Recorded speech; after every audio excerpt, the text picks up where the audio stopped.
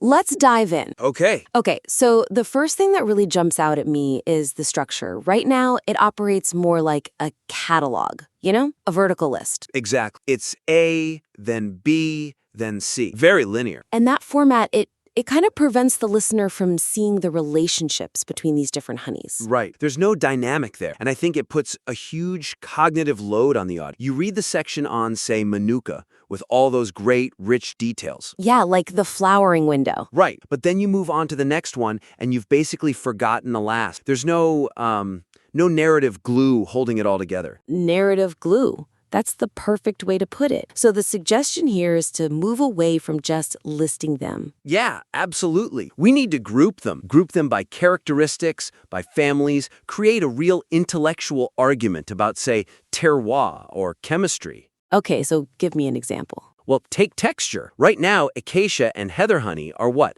Pages apart in the text. Miles apart, yeah. It's a huge missed opportunity. You should put them side by side. On one hand, you have acacia, which the text notes is super high in fructose. It stays liquid for years. It's basically what people think honey should be. And on the other hand, you've got heather honey. Exactly, which is thixotropic. It's a gel. I mean, you need special equipment just to get it out of the comb. You can't just spin it out. You can't. And if you compare those two directly, you're not just listing facts anymore. You're teaching a lesson on the physics of sugar, on how botany dictates physical state. That's so much more compelling. It turns a description into a story. I like that. What about another grouping? Well, there's the whole danger narrative. The Mad Honey section is fantastic, super cinematic. Oh yeah, Nepalese cliff hunters, hallucinations. It's a thriller. It is, but is it the only dangerous one?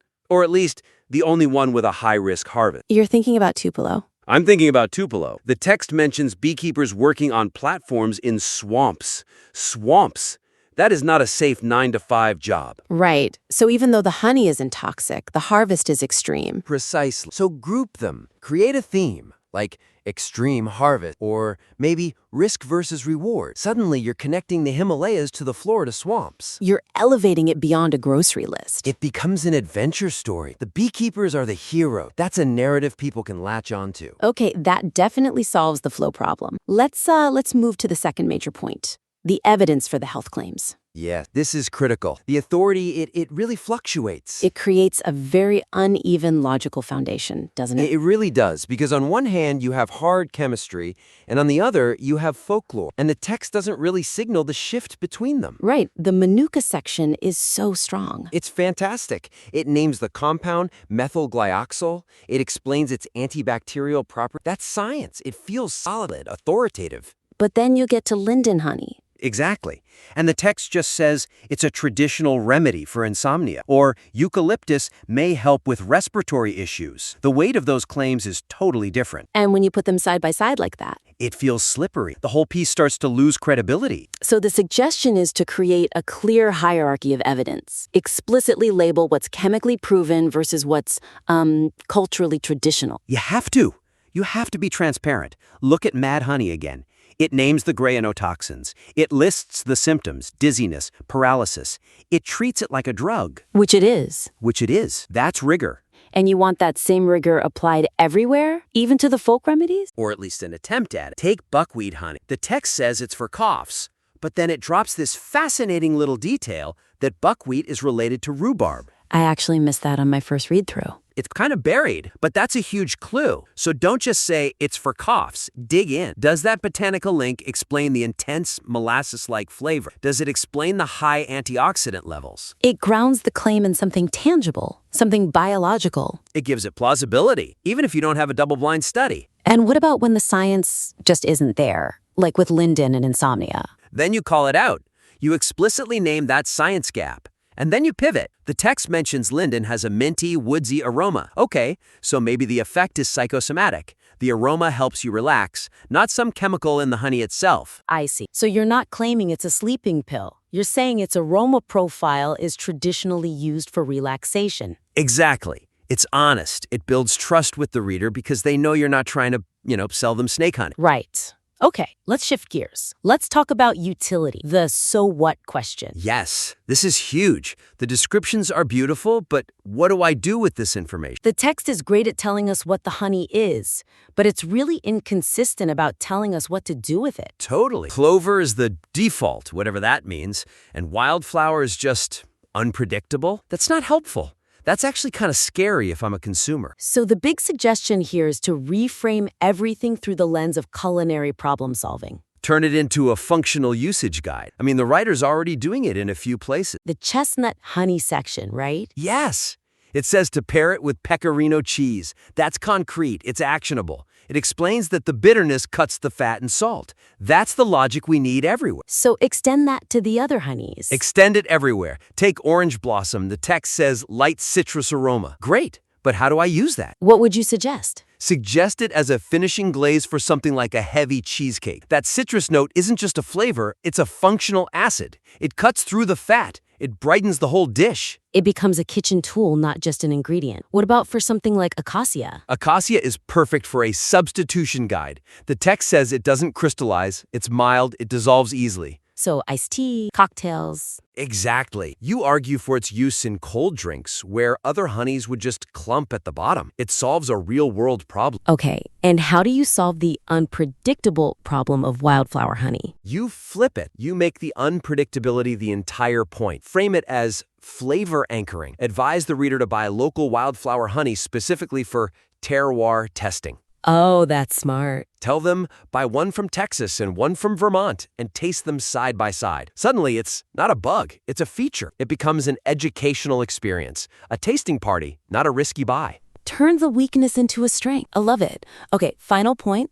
Let's talk about tone. Yeah, the pacing, the descriptive consistency is, well, it's all over the place. It really is. Some parts feel so cinematic, and others are just generic. Mad Honey is a thriller, right? Cliffs, danger, intoxication. Then you get to Clover Honey, and it's practically an apology. It's the default. It grows everywhere. It feels like the writer is bored with it. And if the writer's bored, The reader is definitely bored.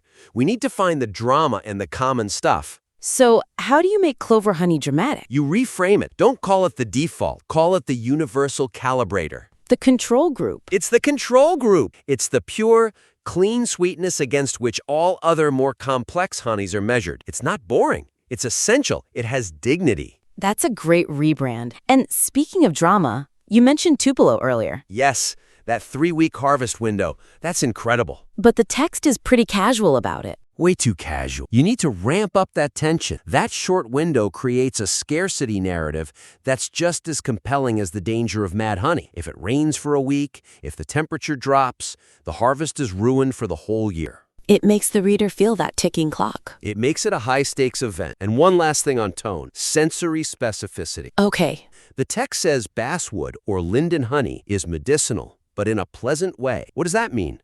Especially when eucalyptus is also called medicinal with a menthol note. Exactly. We have 2 medicinal honey. We need to sharpen that contrast. Is linden medicinal like a soothing herbal tea? And is eucalyptus medicinal like a sharp, piercing cough drop? Be more precise. Give the reader a specific association. Help them simulate the taste, anchor it in a common experience. That gives them a reference point that a vague word like medicinal just can't provide. Excellent.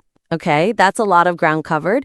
Let's do a quick recap for the listener. Sure. 4 main pillars for revision. First, structure. Get out of the vertical list. Create comparative groupings based on things like texture, risk, or chemistry. Second, evidence. Be really clear about what's a chemical fact and what's traditional folklore. Don't mix them. Build your authority by being transparent. Third is utility. The so what. Shift from what is it to how do I use it? Give practical problem-solving advice for each honey. And fourth, tone. Find the drama in the common varieties. Make Clover the universal calibrator and the Tupelo harvest a race against time. Make every entry feel essential. The raw material here is just fantastic. The research is solid. It just needs this editorial layer to turn it from a reference into a real journey. Absolutely. It's about cooking those amazing ingredients into a meal the reader can actually enjoy. So we encourage you to take these 4 lenses and reorganize the material. Try creating those groupings we talked about. Try giving the Clover section a new sense of purpose. And for every single honey, ask yourself, why does my reader need to know this? And what can they do with it tomorrow? Once you've done that, send the revision back to us. We would love to see how the narrative improves. I'm really looking forward to it. There's some sweet success waiting in this manuscript. That's it for this critique. Now, get back to work.